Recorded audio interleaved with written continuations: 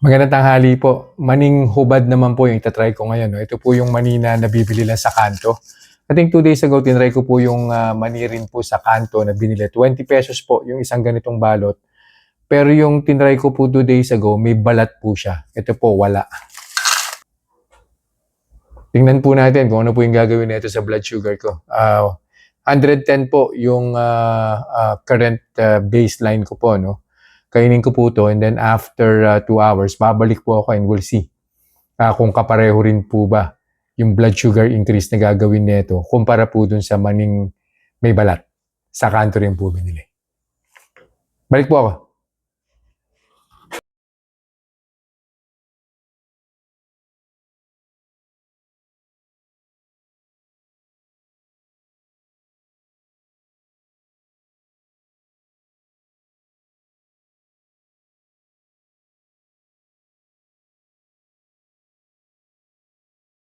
Conclusion na po tayo dun sa peanuts na kinain ko 2 hours ago. So maning hubad po yun. Binili ko lang po sa kanto worth 20 pesos.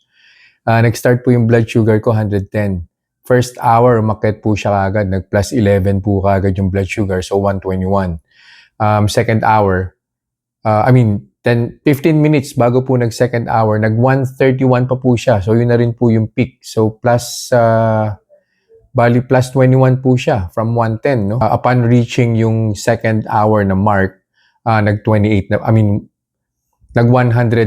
na po siya. Most likely in the next 30 minutes or probably 45 minutes bago pa po niya ma-reach yung 110, which is yung baseline. Ganun po talaga kahaba yan. So ano pong reason? Kung hindi po kayo naniniwala sa inflammatory oil, you need to start believing na may epekto po yan.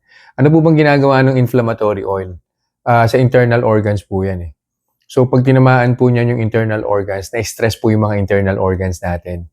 Pag na-stress po yung internal organs, tandaan nyo po, nagkukos po yan ng pag-spike ng blood sugar. Kunti lang po yung kinain ko, so imagine niyo po kung marami po yung kakainin ninyo. Baka mag-plus 40, mag-plus 50 po yung blood sugar ninyo, which is already considered a spike. Diba?